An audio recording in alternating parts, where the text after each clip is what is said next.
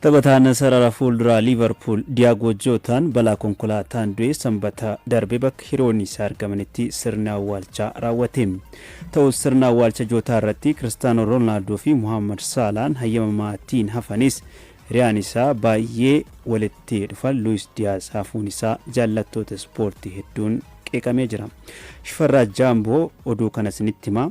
The funeral of Liverpool forward Diogo Jota and his brother Andre Silva has taken place in Gondomar, just outside Porto. Amala qabeessa nama hundumaaf gara laafessa kan ta'e miidhama hiriyaa isaa arguu caalaa dursee fi miidhamuu kan filatu miidhamaaf gammachuus kolfaan taphataa dabarsu walumaa galaan dhala namaaf kennaa addaa kenname isatu qaba jedhu jaalattoonni isaa fi itti dhiyeenyaan kan isa beekan taphataa sarara fuulduraa Liverpooliif garee biyyaalessaa Portugal Diogo Jota. Kanaaf ammoo ragaan taphataa sarara fuulduraa Liverpooliif hiriyaa kilaba isaa kan ta'e yeroo abbaan Luis Diaz garee hidhattoota Kolombiyaatiin ukkaanfamee ture goolii galchee foostuu Luis Diaz lakkoofsa 7 qabatee deeggarsa isaaf qabu addunyaatti agarsiise. Ta'us taphataan leenjistoota isaa akaadaamii hanga kilaba sadarkaa profeeshinaalaan isa leenjisan Diogo Jotaan kubbaa miilatii ol uumama addaatii jedhan. Kamisa darbe balaa konkolaataa hamaa isa mudateen obboleessa isaa waliin lubbuun kan darbe Diogo Jotaan sirni awwaalcha sanbata darbe Portugal kibba Porto Gondomaaritti raawwate. Sirna awwaalcha Diogo Jota kanarratti Liverpool miseensota kilabichaa hundaaf haala addaan geejjiba mijeessee taphattoonni akka Virgil van Dijk, Andy Robertson saafan yaadannoo yookaan Arne Slot dabalatee taphattoonni baay'een argamaniiru. Hiriyoonni garee biyyaalessaa Portugal Ruben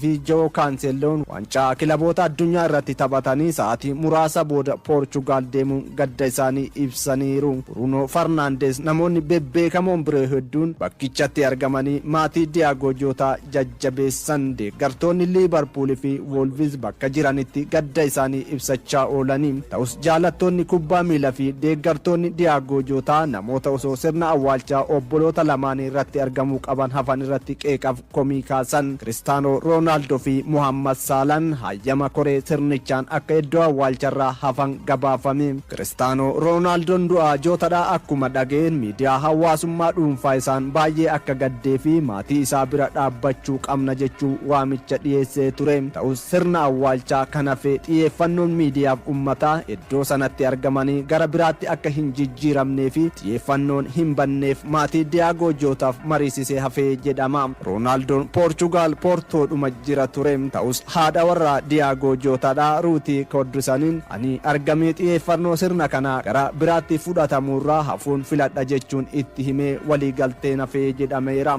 Ronaldoon maaliif sirna geggeessaa Jotarraa hafe jechuun qeeqni isarratti baay'annaan obboleettiin Cristiano Ronaldoodhaa deebii kennite. Bara 2005 yeroo abbaan isaanii boqatee taatee mudate sirna awwaalcha Jotaa irratti akka irra hin deebi'amneef sodaatee hafee jette. Yeroo sanaan taphattoonni fi leenjistoonni garee biyyaalessaa sirna awwaalcha abbaa keenya irratti argamanii turanii. Garuu xiyyeeffannoon miidiyaalee kan ture sirna awwaalcha abbaa keenya osoo hin taane Cristiano Ronaldo ture. Kanaaf ammoo Diogo Jotas akka abbaa keenya akka hin taaneef malee geggeessaa isaarraa hafuu filatee miti jette. Mohamed Salahnis adeemsa kanaan iddoo awwaalchaaf jedhama. Haala ulfaataa kanatti achitti argamuu caalaa yeroo wanti hunduu darbee booda maatii isaa bira deemu murteesse jedhameera. Jaalattoota kubbaa miilaa hedduu kan muufachiise fi miidiyaalee gurguddoodhaan qeeqa kan keessummeesse hafuu Luis Diaz ture. Diogo Jotaan kana dura Porto keessatti mana ofiisaa keessatti Luis Diazin akka jiraatu godheera. Portugalis barsiise jedhama. Erga inni Liverpooliif mallatteesse yeroo inni gara Ingilaand deemu namni deeggartoota Liverpool waliin wal barsiise Diogo Jota ture. Addatti ammoo addunyaa guutuun hay gara laafummaa Diogo Jota kan jedhe yeroo abbaan Luis Diaz garee hidhattoota Kolombiyaatiin butamee Diogo Jotaan goolii galchee booda lakkoofsa 7 Luis Diaz uffate baasee deeggarsa qabu mul'iseefi. Kana Luis Diaz ofumaa dheengadda du'a Jotaa booda irra deebiin dhugaa baheera. Ta'us sirna awwaalchaa isaa irratti argamuu kan dhabe biyya isaa Kolombiyaatti taatee ispoortii tokko irratti argamee yeroo shubbisuuf argamee deeggartoota aarse. Luis Diaz iddoo sanatti obboleessa isaa deeggaruuf argame jedhama. Miidiyaaleen biroo ammoo Luis Diaz fi Alisson Becker sababa biyyoonni Ameerikaa kibbaa Portugal irraa baay'ee fagaateef achitti hin argamin jedhaniin. Kanas ta'ee sun garuu Luis Diaz qeeqa jalaa hin oolchine. a small guy that came from Gondomar, where I had this dream, and to ride this at more. Marsan saglaffaa Diamond League Ameerikaa Hiijinitti fiigamee kan geggeeffame. Fageenya meetira 800 dubartootaan atleet Tsiggee Dhugumaa yoo injifattu meetira 10,000 dhiiraan atleetonni Itoophiyaa tokko hamma 3tiin xumuranii jiru. Atleetonni Keeniyaa Fiiz Keepyeegoo fi Beatrice Chibet Riikoordii Addunyaa galmeessuu mo'atanii jiru. Ispoortii injifata. Still leading. Is she going to hold on here to the line? The world indoor champion from last year. Yes, she is. Takes it there. 157.10. Shampiyonaan atleetiksii addunyaa fulbaana dhufuu qopheessummaa Jaappaaniin dorgoma. Shampiyoonichaan gahumsa abdachiisan hirmaachuuf atleetonni dorgommii Diamond Leaguein gahumsa isaanii caalaatti cimsachaa badhaasa dorgommii Diamond League maallaqa guddaa isaaniif argamsiisuunis gulaallii darbuuf morkachaa jiru. Sanbata marsaan saglaffaa Diamond League US Ameerikaa Hiijinitti fiigameen Tsiggee Dhugumaa meetira 800tiin injifatte. Dorgommii qabxiinsaa Diamond Leaguein hin qabamneen meetira 10,000 Biiniyaam Mahariin injifatte. Atleetonni Keeniyaa Feezi fi Beatrice Riikoordii Addunyaa fooyyessuun galaniiru. Olompika Paaris irratti meetira 800tiin Itoophiyaa fageenyichaan meedaaliyaa meetii kan fidde Tsiggee Dhugumaa daqiiqaa 1 sekondii 57 maayikiroo sekondii 10 fiiguun injifatte. Tsiggeen gahumsa dinqiin imaluun Itoophiyaaf shaampiyoonaa addunyaanis akka abdatamtu taate. Dorgommichaan lammiin Afrikaa kibbaa Prudence Segedisoo lammaffaa yoo baatu kan Ugaandaa Halimaan Akaayii sadaffaan xumurte. Warqinash Mallas sadarkaa 8ffaan golabdeetti. Dorgommii qabxiin isaa Diamond Leaguein hin qabamnee fi meetira 10,000 minimaa shaampiyoonaa atleetiksii addunyaa argachuuf dorgommii qophaa'een Biiniyaam Mahariin injifate. Fageenyichaan abdii Itoophiyaa kan ta'e Biiniyaam Maharii daqiiqaa 26 sekondii 48 maayikiroo sekondii 82 sa'a fooyyaa barichaas galmeessuun injifate. Olompika Paarisiin fageenyichaan meedaaliyaa meetii Itoophiyaaf kan fide Barruu Aragaawii daqiiqaa 26 sekondii 43 maayikiroo sekondii 84 maayikiroo sekondii lama qofaan caalame lammaffaa yoo ba'u Salamoon Baaraggaa sadarkaa sadaffaan gale. Faith Kipyegon going for the world record. Has she got it? Yes, she has. I did it. I've got it again. Hiijinitti atleetonni Keeniyaa Feez Kipyeegoo meetira 1,500 Beatrice Chibet meetira 5,000 Riikoordii Addunyaa fooyyessuun injifatan. Ispeeshaalistiin meetira 1,500 Feez Kipyeegoo guyyaa 10 dura Riikoordii maayilii 1 fooyyessuuf yaalus osoo hin milkaa'in hafte. Sanbata fageenya dhuunfateen Riikoordii ofii fooyyessuun milkoofte. Feez meetira 1,500 daqiiqaa 3 sekondii 48 maayikiroo sekondii 68 fiiguun Riikoordii Addunyaa haaraa galmeessite. Waggoottan lamaan darban Banitti atleetiin Keeniyaa Feez fageenya kanaa yeroo 5 Riikoordii yoo fooyyessitu seenaa dorgommichaatiin ammoo sa'a fooyyaa tokkoffaa hanga 8ffaatti qabame keessaa 5 kan saatii Kipyeegoon fageenyichaan galmeessisteedha. Atleetiin Itoophiyaa Dirribee Waltajjii sa'a fooyyaa dhuunfaa daqiiqaa 3 sekondii 51 maayikiroo sekondii 44 galuun lammaffaa baate. Jessica Hal sadaffaa, Saaroon Bareefim, Fireewayni Haayiluu 8ffaa fi 9ffaan Itoophiyaa irraa argatanii jiru.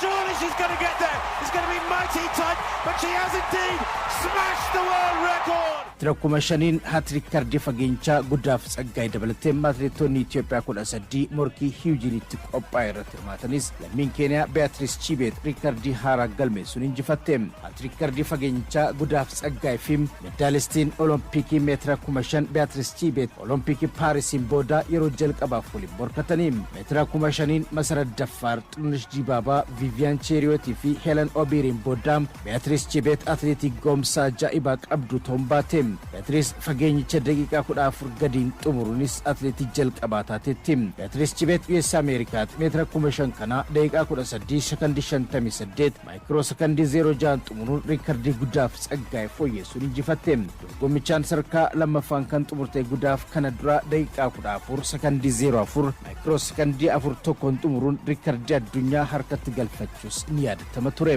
Beatrice Chibet riikoordii haaraa harkatti galfatteenis akka gammaddee himteetti. Madiina isaa Allashinyaa Waqa Faantaay Balaayina fi Asaayyachaaychoo sadarkaa jaaffaa hanga 9ffaan xumuran. Hiijinitti gufachisa meetira 3,000 Welfred Yaavii riikoordii bakkichaa fooyyessuun yoo injifattu kan Itoophiyaa Simboo Alamaayyoo 5ffaa Alamnaat Waala 7ffaan xumurte. Duguma still leading. Is she going to hold on here to the line? The world indoor champion from last year. Yes, she is. Takes it there. 157.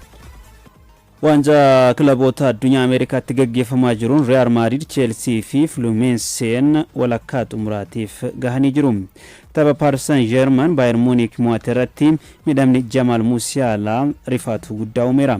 Marsaa walakkaa xumuraatiin boru Chelsea, Fluminense, iftaan Real Madrid, Paris Saint-Germain waliin taphatu dabalata qaba. Quarter-final tie worthy of the final itself. Paris Saint-Germain, the European champions, against the perennial German powerhouse Bayern. Taphni waanjaa kilaboota addunyaa Ameerikaatti dorgomaa jiru kilaboota afran walakkaa xumuraaf gahan adda baaseera. Marsaa nuusa xumuraa tapha eegamaa tureen shaampiyooniin Awurooppaa Paris Saint-Germain shaampiyoonii Jarman Bayern Munich injifatee walakkaa xumuraaf darbe.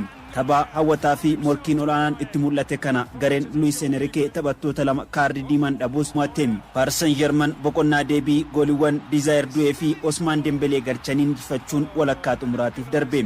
Shaampiyooniin Awurooppaa fi France Paris Saint-Germain bara kana waancaa 4 milkeessuun waancaa 5ffaa fi malaa jira. PSG'n daqiiqaa 82ffaa fi 92ffaa irratti William Pacho fi Lucas Hernandez balleessaa taphattoota Munich irratti raawwataniin kaardii diimaan dhabuus injifachuurraa wanti isaan dorgen turre. Taphni boqonnaa duraa xumuramuuf yeroo jedhu midhamni suukaneessaan Jamal Musiala mudatee namoota hedduu rifaase. Taphataan qaxaleen sarara gidduu kilaba Bayern Munich cabni miila bitaa koroonyoo isaarra mudateen ji'oota 5 oliif dirreerraa fageessuu danda'a jedhame. Kun ammoo taphataa murteessaa ganna 22 garee isaaf yaaddoo guddaa taas jedhamee jira. Dandeettii kubbaa miilaa qabaniin taphattoota jajaman keessaa tokko kan ta'e Jamal Musialaan waggoota lamaan darban irra deddeebiin midhamni isaarra gahaa jiru jireenya kubbaa miilaa isaa gara fuulduraa yaaddoo uumeera. Jamal Musialaan taphataa murteessaa Bayern Munich yoo ta'u bara darbee taphoota 43 goolii 21 galcheera. Taphataan seena qabeessi kilaba Bayern Munich fi garee biyyaalessa Jarman Thomas Muller kilaba seenaa guddaa keessatti hojjetee tapha xumuraa taphatee gargar bahe. Taphataan ganna 35 Thomas Muller itti waggoota 17 Bayern Munich keessatti dabarseen waancaa Bundesliga Jarman 13 fi waancaa Champions League Awurooppaa 2 dabalatee waancaa 33 fudhachuun taphataa waancaan faayamedha. And welcome everybody from the MetLife Stadium in New Jersey. This is the last of the quarterfinals. It's Real Madrid against Borussia Dortmund for a place in the semis. Taphni biraa New Jersey irratti taphatame tapha shaampiyoonii Awurooppaa yeroo 15 Real Madrid fi Borussia Dortmund walitti fide ture. Taphni kun injifannoo warra Los Blancos galchii 3-2 goolabame.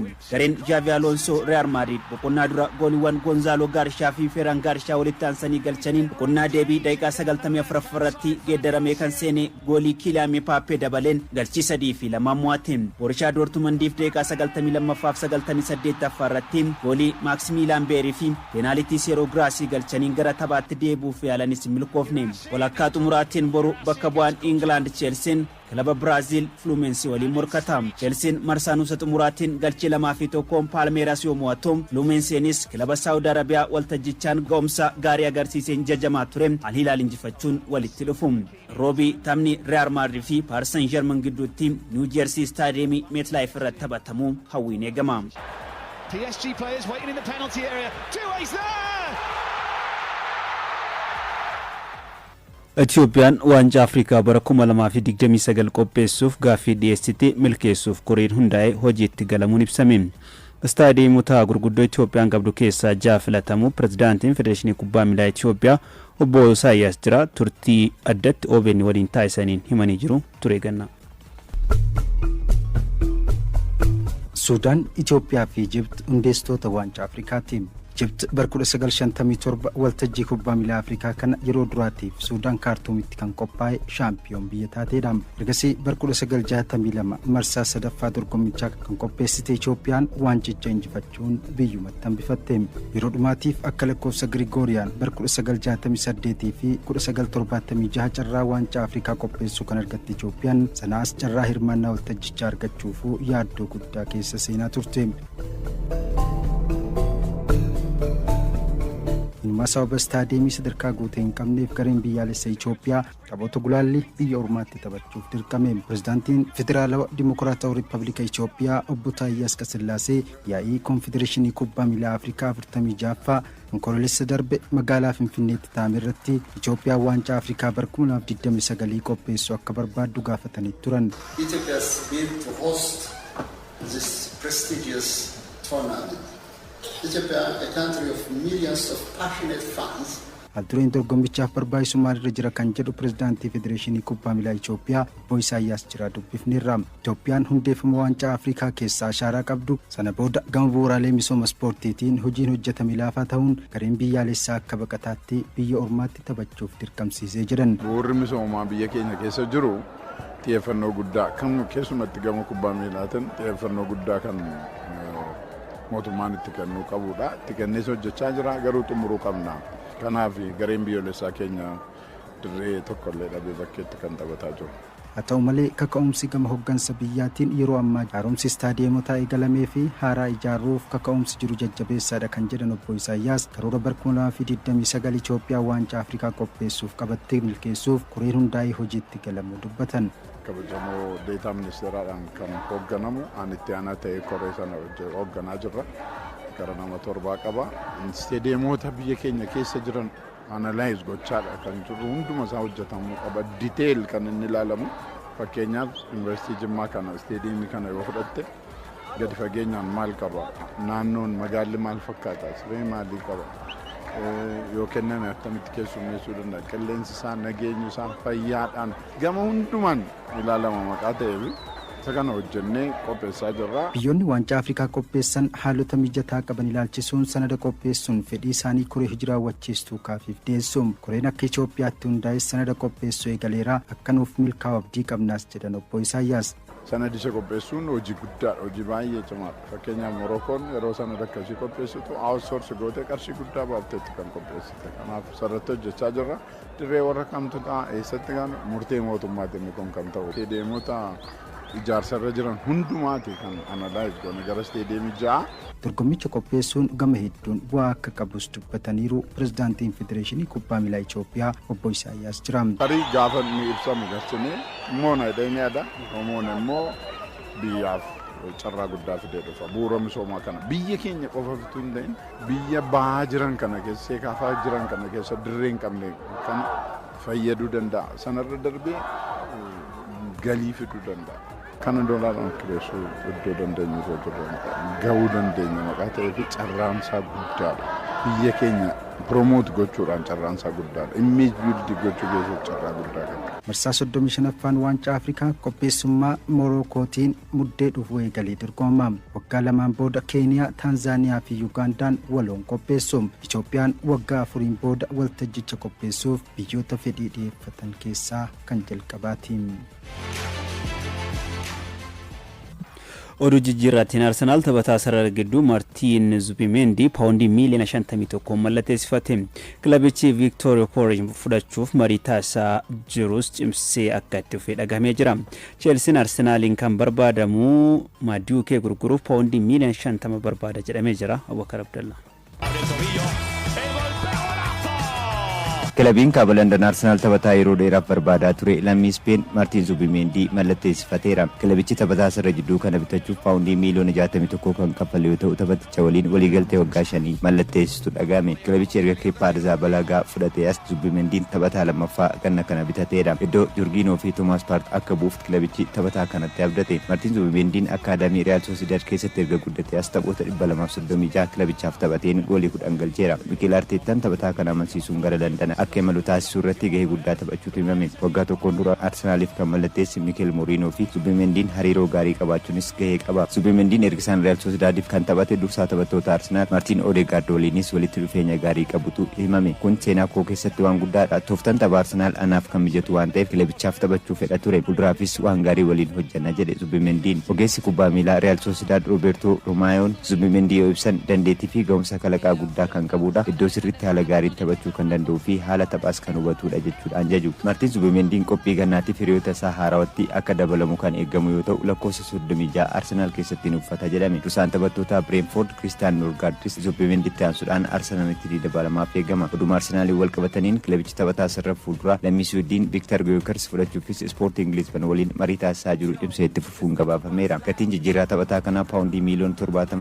Jijjiirraa taphataa kanaa paawundii miiliyoona 70 ta'uu miidiyaaleen kan gabaasan yoo ta'u Daayirektarri ispoortii Arsenaal Andriyaa Beertaan marii kanaaf hoogganaati jiru. Viktar Gyökeres waggaa 2.5 Coventry Cityf taphateen goolii 43 galcheeti ture. Ispoortiingiif waggoota lamaan darbaniin taphoota 102 taphateen goolii 97 galcheen taphataan gana 27 gara Arsenaal imaluudhaaf fedhii qabaachuun jijjiirraa kana akka saffisiisuuf eegama. Dhimmi kafaltii dhuunfaa taphatichaa rakkoo kan uumu miti jedhame. Ispoortiin qophii gannaatiif Gyökeres gara kilabichaatti guyyaa deebi'uu kanaan dura dheeresseeti ture. Taphatichi kilaba Poorchugaaliin gargar ba'uu kan agarsiisu jedhamaati ture. Waliigaltee waggaa 5 Arsenaal waliin ni mallatteessaaf eegama. Arsenaal taphataa sarara qarqaraa Noonii Maadukee Cheelsii irraa fudhachuufis mariirra jira. Cheelsiin taphataa kana gurguruuf paawundii miiliyoona 50 akka barbaadu The Telegram kan gabaase yoo ta'u Tottenham fi West Hamis taphaticha mallatteessifachuu fedhu. Madukeen bara 2019 paawundii miiliyoona 29 PSV Eindhoven irraa Cheelsiitti kan dabalame yoo ta'u taphoota 91 kilabichaaf taphateera. Bara darbe qofaa taphoota 45 kilaba Londoniif taphateen goolii 11 galchuun shan mijeesse. Leenjisaan Cheelsii Enzo Marescaanis taphannoota xumuraa waancaa kilaboota addunyaa Palmeiras mo'ataniin booda taphataan kilabicha waliin gammadaa hin taane kamuu kilabicha gadhiisuu danda'a jedhaniiti turan. Cheelsiin Liam Delap paawundii miiliyoona 30